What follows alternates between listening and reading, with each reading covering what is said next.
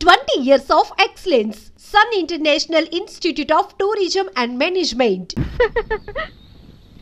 ఏంటే చెల్లెలి పెళ్లి శుభలేక?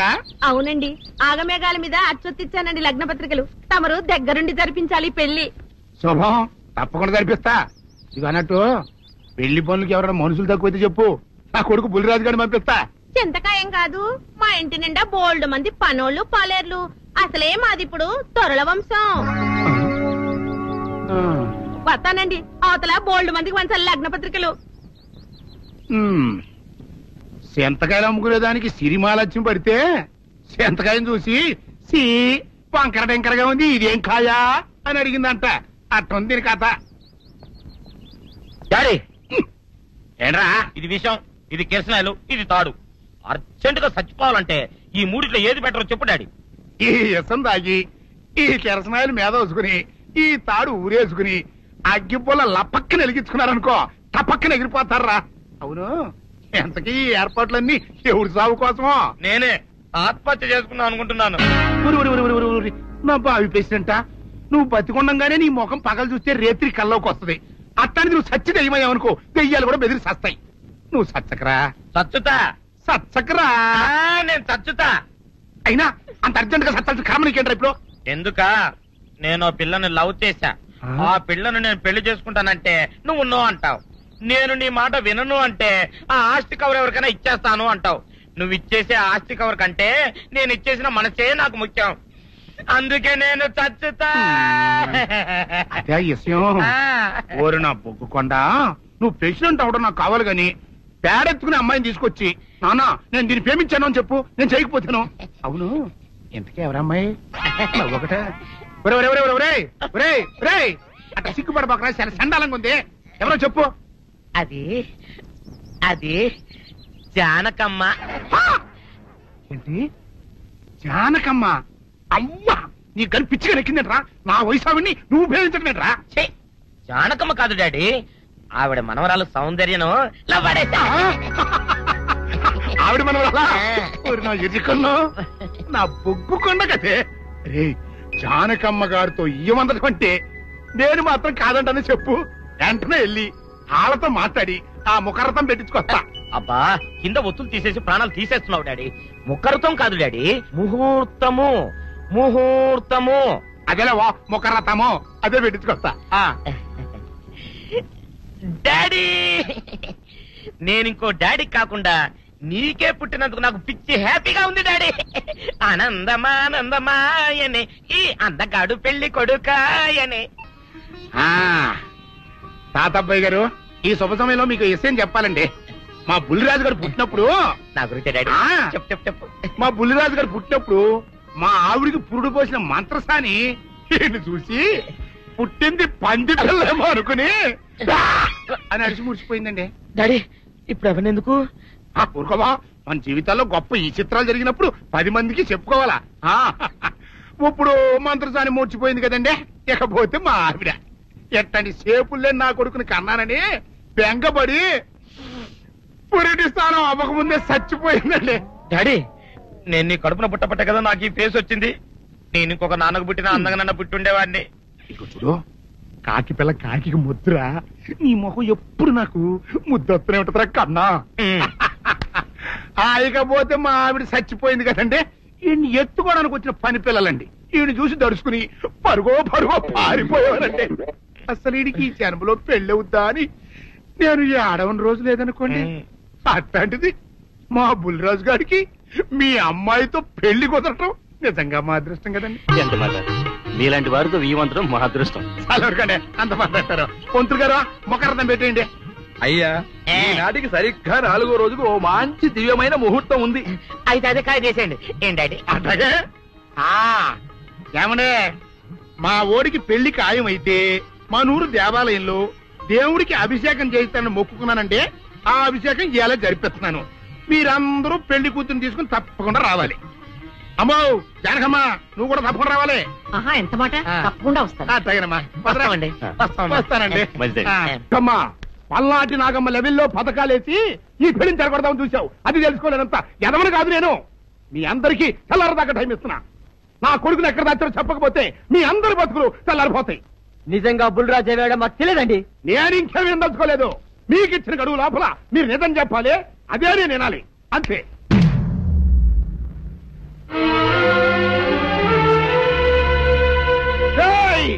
గడువు దాటిపోయిందిరా, మిమ్మల్ని అందరినీ చంపేస్తా. నిజం చెప్పండి. బాబు గారు బుల్రాజు గారిని ఎవరో చంపేసి చెరువులో పడేసి.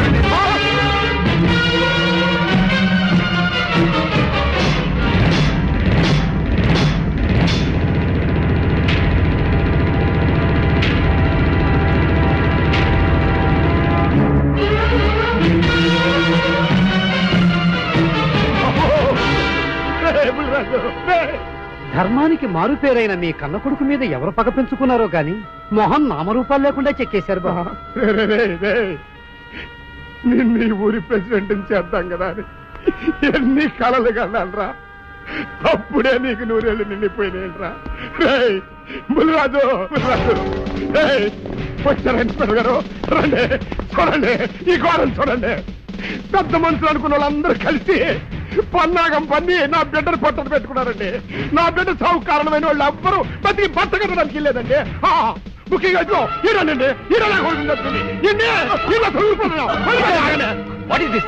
మీ ఆవేశాన్ని కాస్త తగ్గించుకోండి. అసలు మీ అబ్బాయిని ఇతనే చంపాడడానికి సాక్ష్యం ఏమిటి? ఆశ్చర్యం ఏంటండి, ఈడో పిల్లలు ప్రేమించారంట. ఆ పిల్లనే మా అబ్బాయి పెళ్లి చేసుకోబోతుంటాను. వీళ్ళందరూ కలిసి ఆ పెళ్లిని ఆపుదాన్ని చూశారండి. అది కుదర పోయేటప్పటికి ఈ ఘోరం తలపెట్టారండి. ఓకే ఓకే, మీరు ఆవేశపడకండి. ఆ విషయాలను చూసుకోవడానికి మేమున్నాం. మిస్టర్ ఎవరంటే అరెస్ట్. కానిస్టేబుల్స్ అది తీసుకురండి. ఆగండి, ఈ హత్య చేసింది సీను కాదు. అతను కాదా? మరెవరు? నేను. జానకి. అవును వీరుడు, బుల్లిరాజుని నేనే చంపాను. నువ్వు చంపావా? నేను నమ్మను.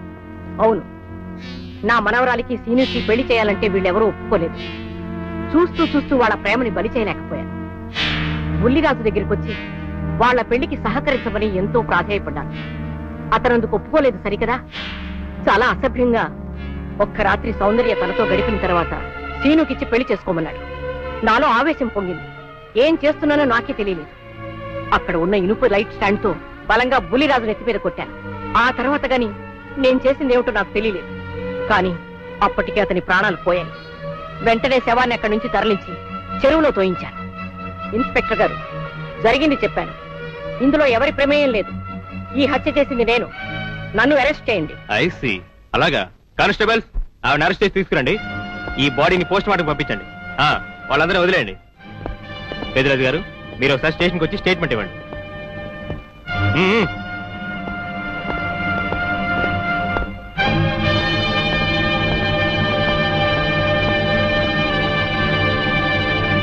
చెప్పు జానకి, ఏం చేయాలో చెప్పు. నా మెళ్ళో ఉరితాడు పడేలోగా నా మనవరాలి మెళ్ళో నీ మనవడు పసుపుతాడు కట్టాలి. అలాంటి మాట్లాడక జానకి, నేను భరించలేను. నీకేమీ కాదు, పట్నం వెళ్ళి మంచి లాయర్ని మాట్లాడతాను. ఎలాగైనా సరే నిన్ను బయటికి తీసుకొస్తాను.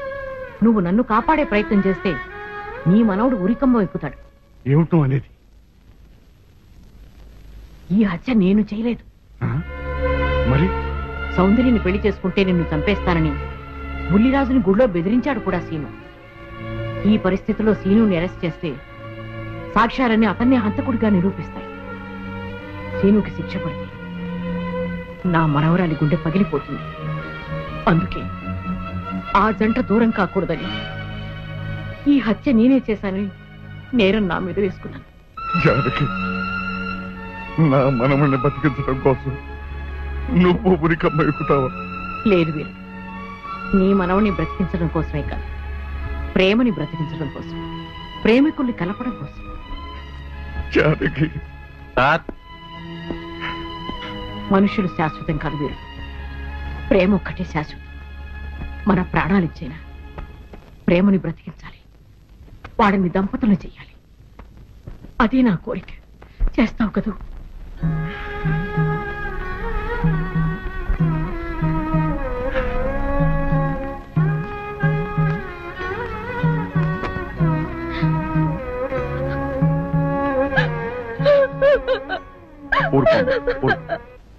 చెయ్యని నేరానికి జానకి శిక్ష అనుభవించడం నేను భరించలేదు. ఆమె చేసిన త్యాగానికి మన కుటుంబం మొత్తం తరతరాలుగా సేవ చేసిన ఆమె రుణం చేరు. మనం వెంటనే పట్నం వెళ్ళి మంచి లాయర్ని మాట్లాడు. నా ఆస్తి మొత్తం పోయినా సరే జానకిని మాత్రం కాపాడాలి. లేదు, ఏ రైతు పట్నం వెళ్తానికి లేదు, జానకమ్మని కాపాడడానికి లేదురా. ఏ మనవరాలి కోసమైతే నా ఒక్కగానొక్క కొడుకుని పొట్టలు పెట్టుకుని నా కడుపులో చిచ్చు రేపిందో ఆ మనవరాలి ఇంకా బతకడానికి లేదు. అది ఎక్కడ కనపడితే అక్కడ ముక్కలు ముక్కలు కింద నరికేయండి.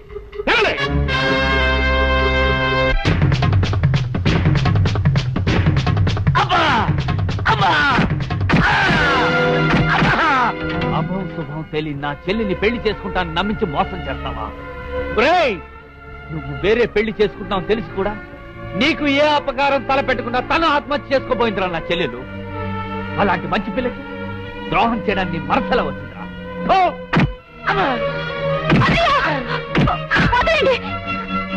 పుల్లిరాజుని జానకమ్మ చంపేసిందనుకుని సౌందర్యని సీనుని చంపమని మనుషుల్ని పంపిస్తున్నాడు పెద్దరాజు. ఇప్పుడు ఈయన బ్రతుకున్న విషయం తెలియకపోతే సౌందర్యని సీనుని వాళ్ళు ఖచ్చితంగా చంపేస్తారు. వాళ్ళు పోతే జానకమ్మ వేరే ధర బ్రతకలేరన్నయ్య. పుల్లిరాజు నన్ను పెళ్లి చేసుకుపోయినా పర్వాలేదు, నా జీవితం నాశనం అయిపోయినా పర్వాలేదు, ఇంతమంది చావలి కాడు నేను కాకూడదన్నయ్యా. పుల్లిరాజు బ్రతికే ఉన్నాడన్న విషయం పెద్దరాజుకి చెప్పండి అన్నయ్యా, చెప్పండి.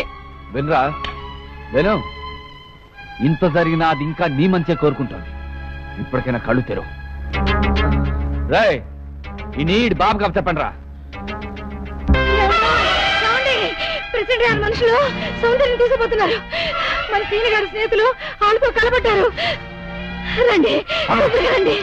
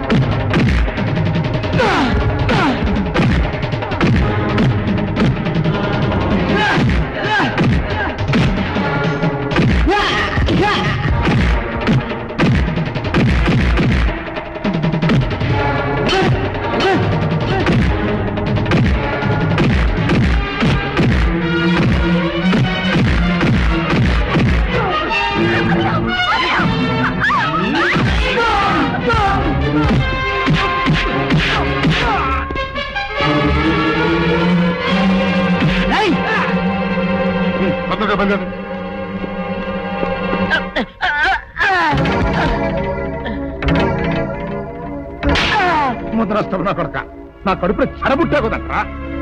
ఇంతకన్నా నువ్వు చచ్చినా బాగుండేది. నువ్వు నిజంగా చచ్చావనుకుని ఆ పిల్లలు కూడా చంపే మరి మనుషులు పంపించారు కదట్రా. అమ్మా గౌరీ, మా ఊరు చేసిన ఏదో పనికి నేను క్షమాపణ కోరుకుంటానమ్మా. పెద్దవారు అంత మాట అనకండి. ఏంట్రా సిగ్గు లేకుండా ఇంకా నిలబడదొస్తావు? లగెత్తుకుని పోలీస్ స్టేషన్కి వెళ్ళి నేను ఇంకా బతికుండే తెచ్చాను అని చెప్పి జానకమ్మ నిరూపించుకురా. ఆ పిల్లకేం కాకుండా నేను చూసుకుంటా. అతను నిలబడతావురా పో.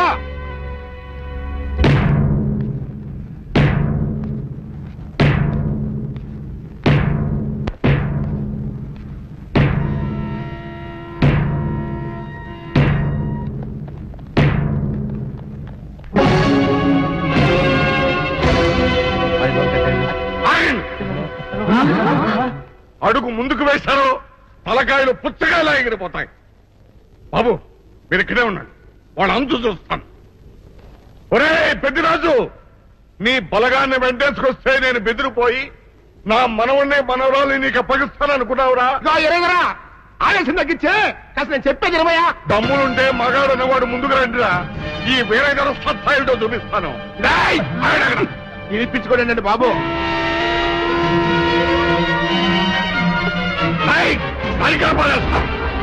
పలకాలు ఎగిరిపోతాయి.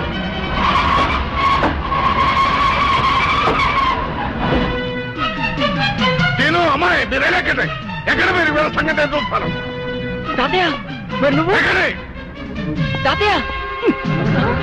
పెద్దరాజు ఎగిరిపోతాయి. ఎక్కడెక్కడ వస్తున్నారు.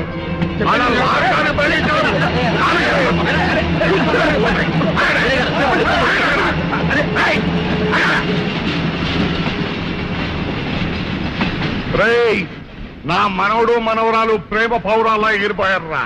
వాళ్ళ పెళ్లి ఎవడాపుతాడో ఇప్పుడు ఆపండిరా. వీరుడు నేనే వాళ్ళని దింపేశాను. వీరుడు నీకిచ్చిన మాటను కనీసం ఇప్పుడైనా నిలబెట్టుకుందాం అనుకుంటే ఎందుకు దించావు జానకి?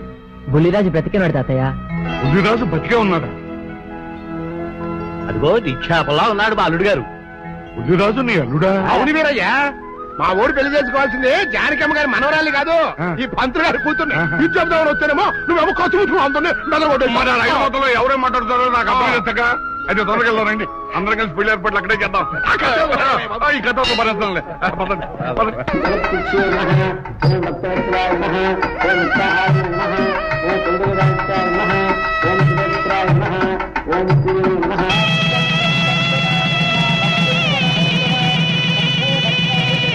అంతా బాగానే ఉంది కనత్తయ్య. నాకు అంతు పట్టని విషయం ఒకటే, ఇంతకీ నువ్వు చంపింది ఎవరిని? మీ అత్తయ్య ఎవరిని చంపలేదు, అంతా ఉత్తుదే. మరి ఆ చెరువులో దొరికిన శవం? నేను చెప్తాను.